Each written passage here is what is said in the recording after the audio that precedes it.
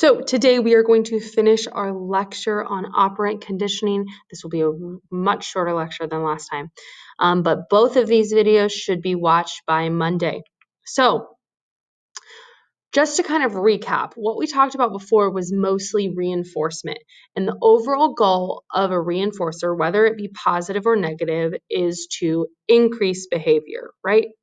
So when it's a positive reinforcement, it's going to be giving something that you want to increase behavior. When it's negative reinforcement, it's going to be taking away something you don't want. So let's say like pain, to also increase behavior.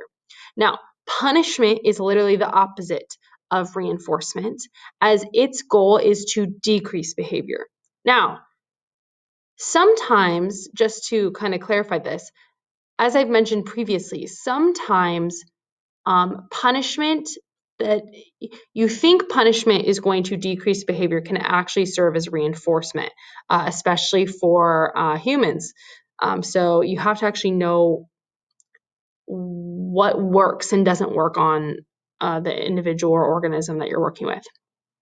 So there are two types of punishment. Now, positive punishment.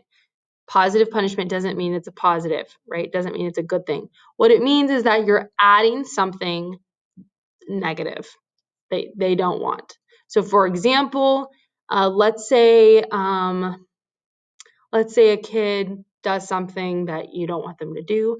An example of a positive punishment would be to give them a spanking because you're giving them something that's undesirable to them. That's positive punishment. And the goal of it is to decrease behavior. Another example of that would be if you're speeding in your car and you get caught by a cop and you are given a speeding ticket, that would be an example of a positive punishment because they're giving you something that you don't want. Or even just like verbal punishment, like stop that or anything like that, that would be a positive punishment. Then we have what is called negative punishment. And negative punishment is when you take away something they do want. So let's say you're texting in class and I say, give me your phone. That would be an example of negative punishment because I'm taking away the thing that you want.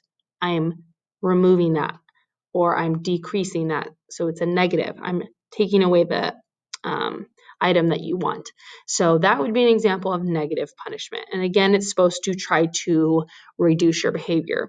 Negative punishment can also be called omission training because the omission or the ending of that response leads to the restoration of the usual privileges. So let's say you're texting in class, I take away your phone that day, and then the next day you come into class and you don't text, you are able to, hold on to your phone throughout the day.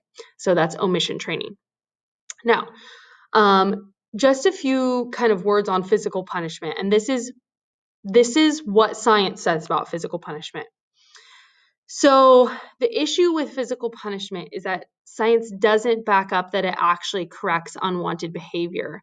So what they find is that when a behavior is being punished, it is suppressed, but it is not forgotten. Okay? So the behavior doesn't go away completely. It is still there and it can still rise at any kind of moment.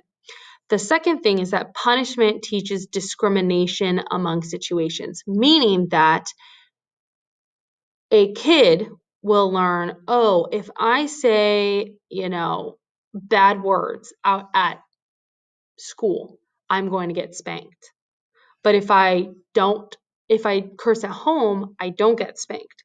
So this teaches a kid to discriminate about the stimulus that's going to cause the punishment. So they're still going to do the behavior, but they may just not do it in certain environments.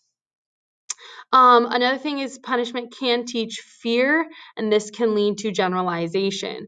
Now, in my notes, I talk about how there's this documentary called Wrinkles the Clown, where these parents would basically call this weird, creepy clown to call their children and say they're going to come get them as a punishment for bad behavior, this is really not good because now those kids could be seriously afraid of clowns. And that could lead to generalization to a lot of other things, or just clowns in general. And then finally, physical punishment may increase aggression by modeling violence as a way to cope with problems. So kids are sponges, especially when they're young. If they see their parent hit in order to establish dominance, it is more likely that it's not determined, but it is more likely there is a correlation with the increased probability that they will also hit to deal with their problems. So instead, what psychologists and scientists have found that does work is turning a punishment into a positive incentive. Because overall, you just want to generally reduce as much punishment as possible and focus on reinforcement way more. Reinforce good behaviors, reinforce the behaviors you want, much more than punishing the behaviors you don't want.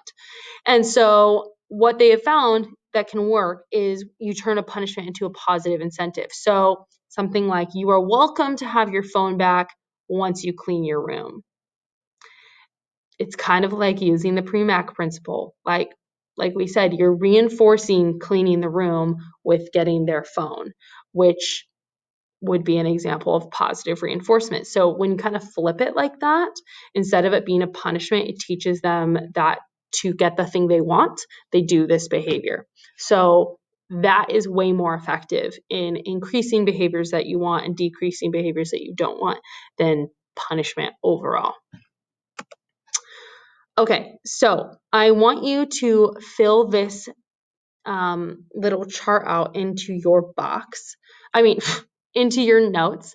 So in this box, it says the type of stimulus. So desired or undesired, and then give it or take it away. So the fact that you are giving something that is desired, right?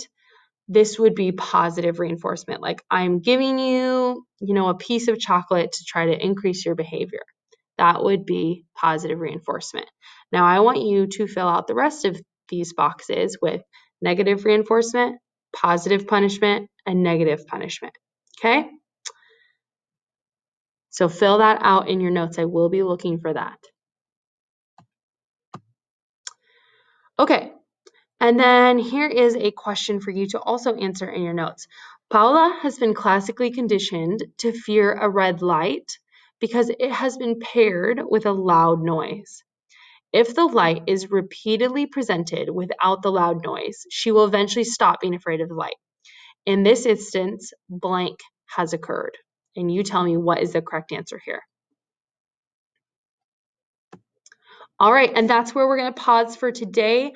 Please have those 2 videos watched by Monday, and then we will start biology, cognition, and learning. See ya.